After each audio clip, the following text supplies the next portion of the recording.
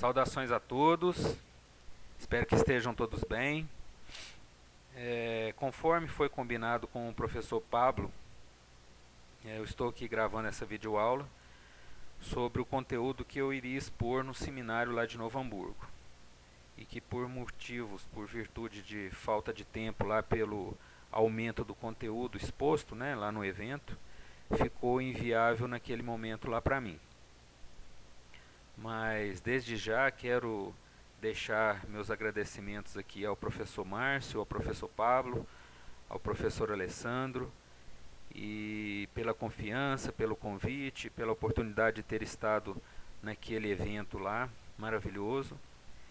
E também a todos meus agradecimentos a todos aos colegas, que ali estiveram, pela troca de informação, pela experiência, pelo contato profissional e pelas confraternizações, Gostaria de agradecer a todos aqui. Fiz uma breve apresentação aqui para os colegas que ainda não me conhecem. Meu nome é André Luiz de Oliveira, sou mineiro de Córrego d'Anta, me graduei em fisioterapia pela UNIT, hoje, atualmente, Unitri de Uberlândia, me graduei em 1999. Sou especialista em acupuntura pelo COFITO e estou cursando osteopatia pela Ibrafim e PEC em quiropraxia pela ANAFIC.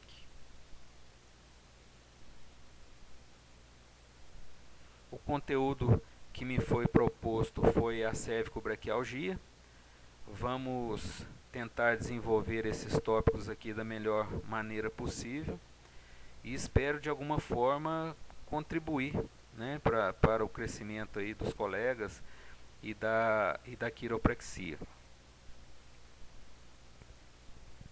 Definição. Pois bem, cervicobraquialgia.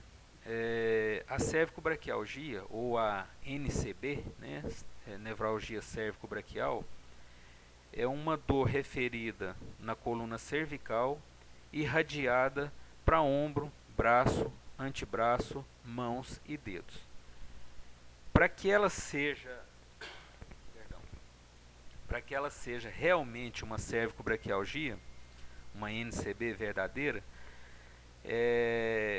deve existir o componente final de um diagnóstico, um quadro de radiculopatia, uma irritação da raiz nervosa de C5, C6, C7, C8 e T1, que são as raízes que compreendem o plexo braquial.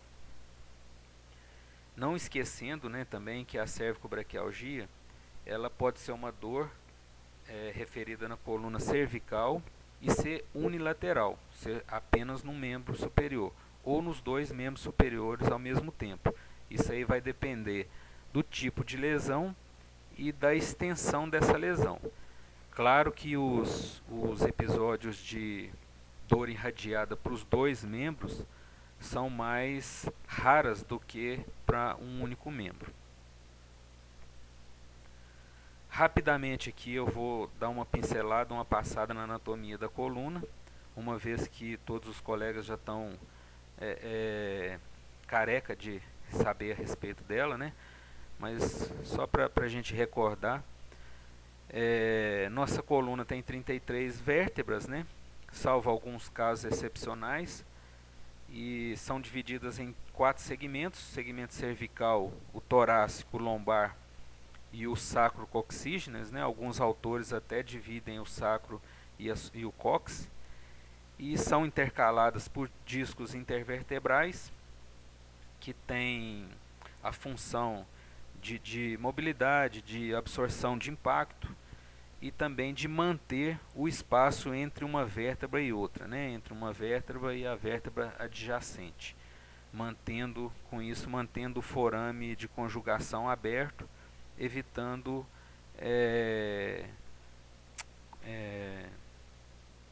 compressões de raízes nervosas.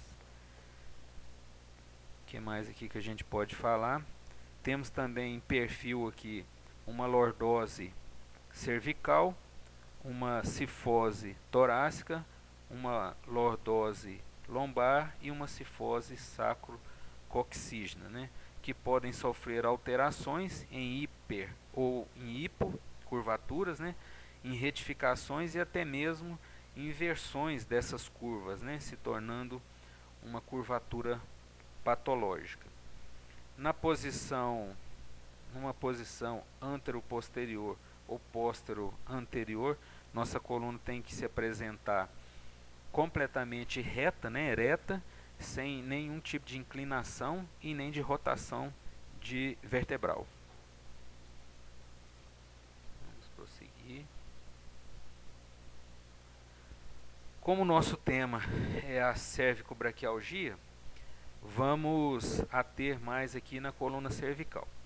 Como falado, né, no slide anterior, a coluna cervical possui uma curvatura fisiológica em lordose, né?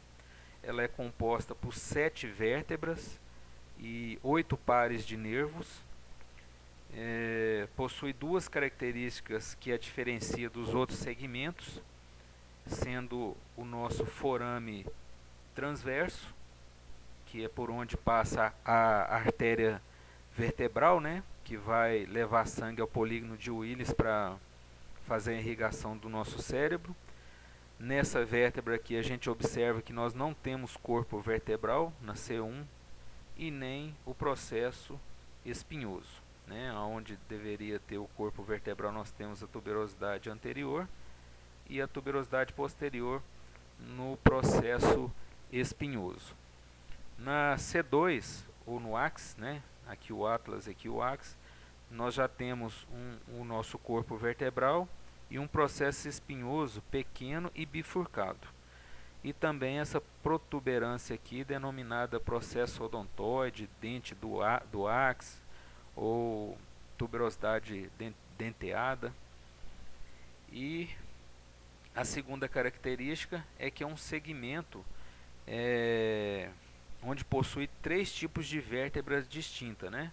A C1, o atlas, a C2, o axis, e as demais vértebras de C3 até C7, sendo a C7 a mais volumosa, por ser a última, né? Então de C3 para C7 elas vão se diferenciar pelo volume, o aumento do volume, quanto mais baixa, maior, para suportar maior peso. E a C7 também, o processo espinhoso de C7, ele já é unificado, ele não é bifurcado, ele já apresenta como um processo espinhoso igual das vértebras torácicas. Vamos para frente.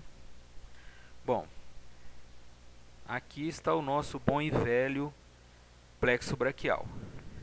Como todos podem ver, as raízes que eu disse anteriormente, né, C5, C6, C7, C8 e T1, são as raízes que formam o nosso plexo braquial, onde C5 e C6 vão dar origem ao nosso tronco superior, C7 ao nosso tronco médio, C8 e T1 ao nosso tronco inferior.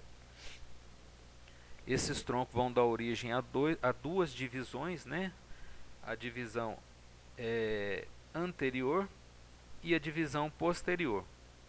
A divisão anterior vai dar, vão inervar, na verdade, os nossos músculos flexores, e a divisão posterior vai inervar os nossos músculos extensores. Todos esses ramos aí vão dar origem ao nosso fascículo lateral, ao fascículo posterior e ao fascículo médio. Médio, é isso mesmo? Isso. Ao nosso fascículo médio, que vão dar origem aos nervos propriamente ditos, né? Que é o nosso famoso marmor. O nosso nervo músculo cutâneo, o nosso nervo axial, radial, mediano e ulnar. Aqui nós temos a nossa primeira costela, que também é importante observar, né? Na ocasião de uma avaliação de um exame físico, porque ela pode ser um componente de irritação de raiz nervosa de C8 ou de T1 quando essa costela se encontra mal posicionada. Eu encontrei esse vídeo sobre dermátomos na internet e achei pertinente colocá-lo aqui para uma ilustração, para melhor visualização, né, uma vez que os dermátomos fazem parte de uma boa avaliação, para a gente fechar um diagnóstico de qual raiz está sendo, está sendo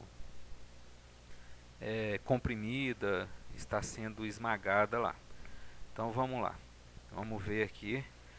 É um videozinho bem rapidinho que vai nos mostrar aí as raízes de C5, C6, C7, C8 e de T1. C2, né, já começou. C3 é a parte mais occipital e de queixo. C4 mais somente cervical. C5 é parte anterior e medial do braço. C6 parte anterior mais lateral do braço. C7 parte bem lateral do braço. O C8 a parte posterior do braço. E o T1 a parte de axilas, tronco anterior e parte interior, né, parte bem medial do nosso membro superior. O grupamento muscular também foi outra coisa que eu achei pertinente colocar aqui, os miótomos, né? O grupo, pelo menos o grupo cervical, que é o nosso objeto aqui da aula.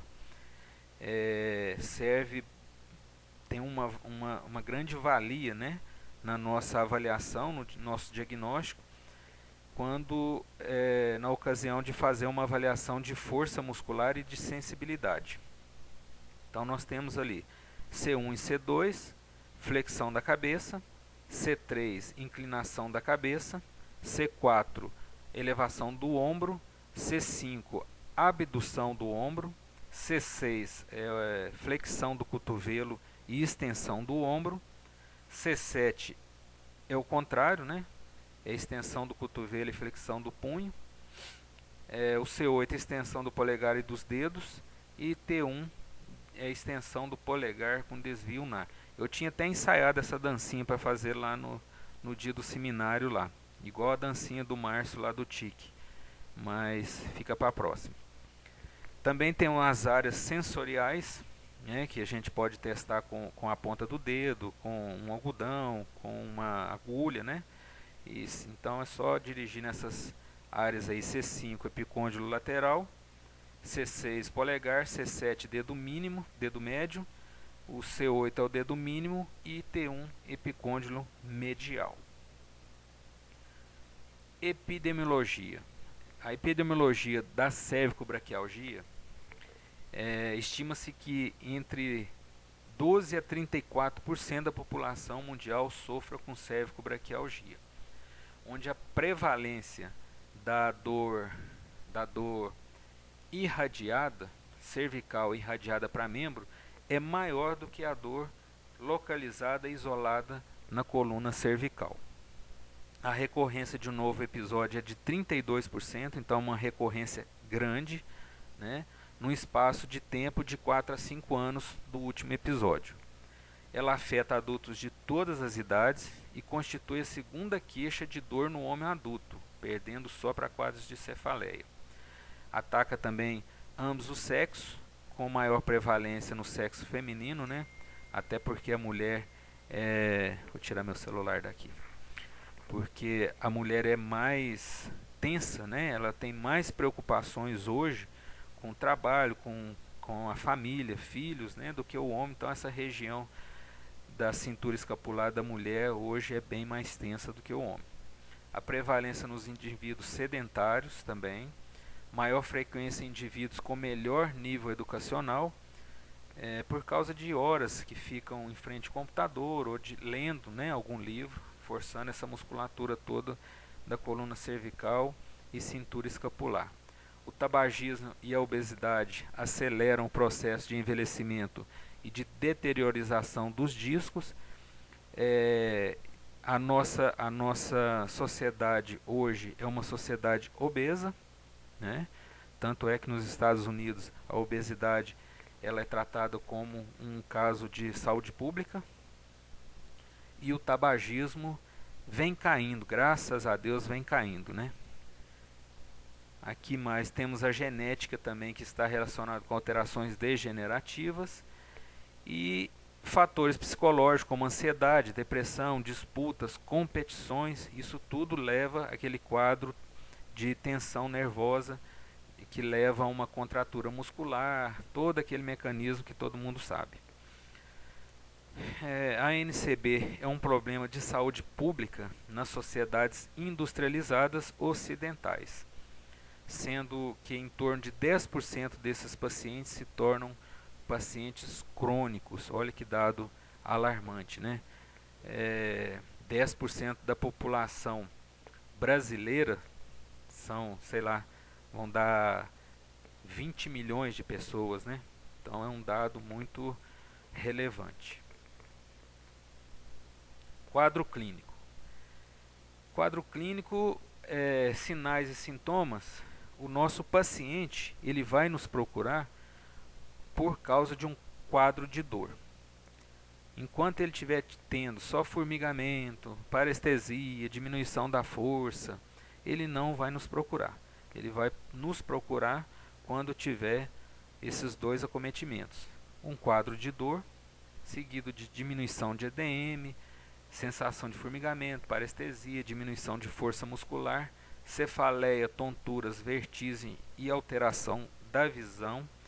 Esses quadros aqui podem ser desenvolvidos por causa de uma hipermobilidade das vértebras adjacentes às do plexo braquial, tá?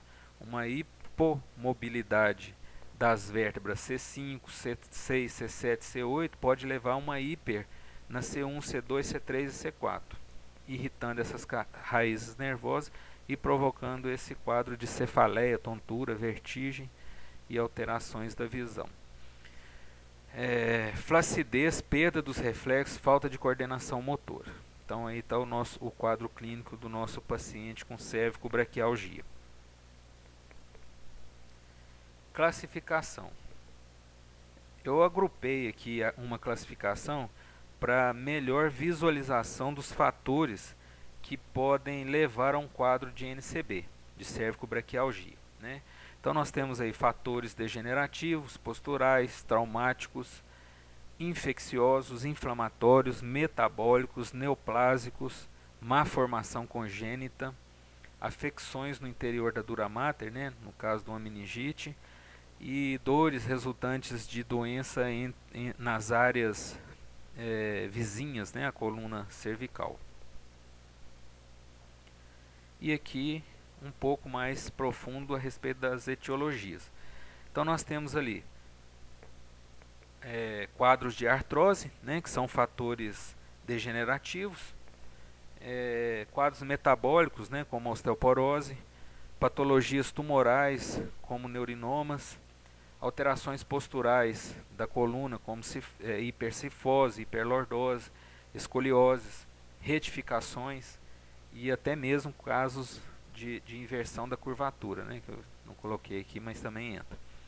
Compressões nervosas causadas por hérnias discais, por traumas, protusão ou abalamento discal, patologias reumatológicas que afetam a integridade óssea, ligamentar ou do disco, síndrome de Kieper-Field, que é uma síndrome onde é uma síndrome congênita, onde o indivíduo nasce com um número reduzido de vértebras cervicais, ou mesmo nasce com as 7 vértebras cervicais, mas porém essas vértebras, ele nasce com essas vértebras fundidas uma na outra, né, formando uma massa óssea inteira, sem pouca mobilidade ou nenhuma mobilidade.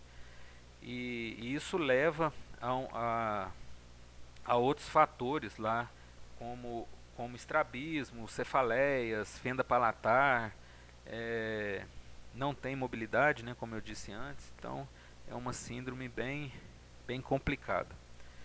Estenose congênita, que eu coloquei até aqui embaixo, espinha bífida aqui, ou estenose mecânica, né, do forame de conjugação. Costelas cervicais supranumerárias, que é também uma síndrome, é uma doença congênita, onde o indivíduo nasce com um par de costela a mais, ali em C7, pode também fazer uma radiculopatia. E síndrome do desfiladeiro torácico, que não é uma verdadeira cervicobraquialgia, né, uma vez que precisa existir a irritação da raiz nervosa, né, do plexo braquial, mas a síndrome do desfiladeiro torácico pode também gerar um quadro de cervicobraquialgia falsa, vamos dizer assim, onde a porção anterior e média dos escalenos, por onde passa o plexo braquial, pode estar contraída de tal forma que vão comprimir a raiz nervosa, alguma raiz nervosa ou plexo braquial como um todo, e irradiar dor tanto para o braço como para a cervical. Diagnóstico. O diagnóstico ele pode ser feito de duas formas, né? Através de exames complementares e de exames clínicos. Exames complementares, nós vamos ter aí a nossa radiografia, nosso raio-x, a tomografia, a ressonância e a eletroneuromiografia, que entra no caso aí da síndrome do desfiladeiro torácico, para identificar aonde está tendo essa interrupção do impulso nervoso, né? O raio-x ou a radiografia vai nos orientar nas estruturas ósseas da coluna, alinhamento dessas estruturas, presença de fraturas, calcificações, formação de osteófitos, listeses, espondilolisteses, né? A tomografia computadorizada vai nos ajudar aí a avaliar desarranjos discais, alterações degenerativas da faceta e da própria vértebra, né? E do próprio disco.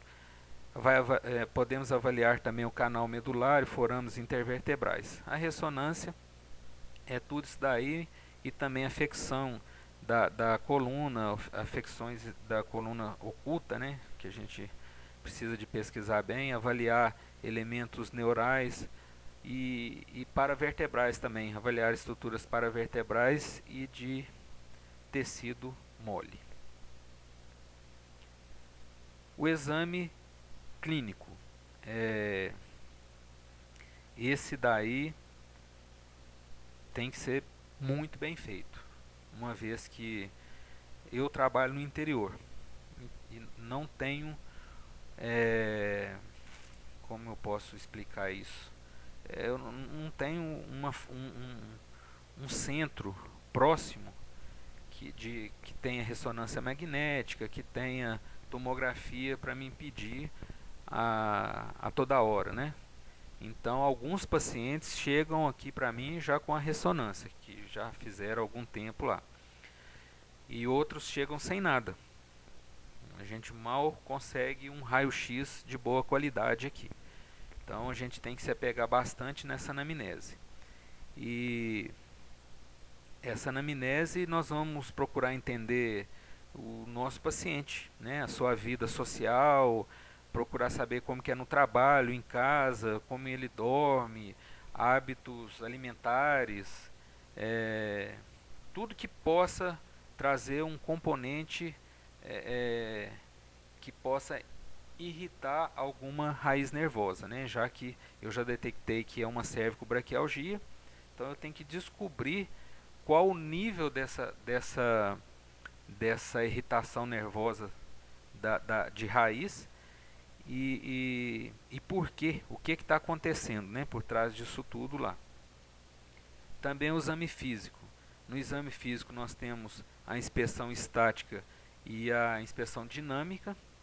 Na estática a gente vai avaliar assimetrias musculares, desvios posturais, tumorações e alterações na pele na região cervical e da cintura escapular.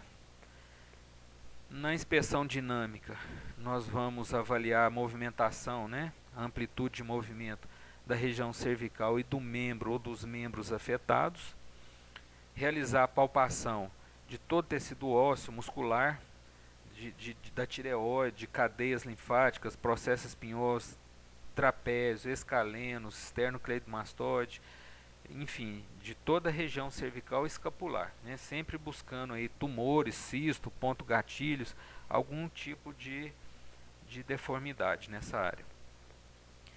O exame neurológico, esse é o primordial para a gente poder definir qual é a raiz que está sendo comprimida, né? Que está sendo irritada. Então nós vamos avaliar a força e a sensibilidade do membro afetado ou dos membros afetados. E voltando um pouco atrás naquele grupamento dos miótomos, né, e dos dermátomos, a gente pode fechar um diagnóstico preciso aqui com essa avaliação neurológica. Os testes cervicais, eu coloquei os mais pertinentes, né, que é o teste de Spulling, o teste de compressão, distração, deglutição. Coloquei esse de deglutição aqui porque há um tempo atrás eu estive numa endocrinologista com um amigo meu. Não era consulta minha, eu fui só acompanhá-lo.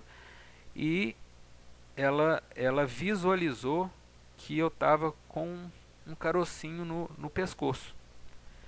E ela pediu para mim deglutir e perguntou se eu sentia algum incômodo, e realmente eu sentia, né? Eu não tinha observado, a hora que ela pediu, e eu senti. E fui procurar recurso, fui fazer ultrassom e acabei achando 3 nódulos na minha tireoide, certo? Então eu achei pertinente colocar esse exame aqui. Manobra de Valsalva, sinal de Lemaitre, para a gente avaliar componente aí de meningite, né? E o nosso bom e velho teste de Klein aqui para avaliar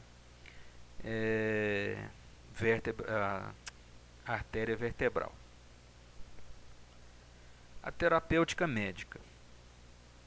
A terapêutica médica é baseada na administração de medicamentos, né, praticamente. Em casos mais graves, aí existe o bloqueio de gânglios e a cirurgia. Mas basicamente, para um paciente com uma dor não tão forte, eles entram com um analgésico não opioide, né, o paracetamol, dipirona e ácido acetil salicílico. Uma dor mais crônica, uma dor forte, o fosfato de codeína e o cloridato de tramadol e em alguns casos até morfina. Anti-inflamatórios não hormonais e relaxantes musculares. Isso daí é o que os nossos colegas podem fazer. Já a terapêutica da fisioterapia geral é baseada em procedimentos com equipamentos eletrofototerápicos, né, para tentar melhorar a postura com RPG e exercícios de fortalecimento e alongamento da musculatura, principalmente da cintura escapular e da região cervical. Então nós temos aí TENS, infravermelho, ultrassom, laser, tração cervical, RPG, pilates, acupuntura e alongamentos e fortalecimentos.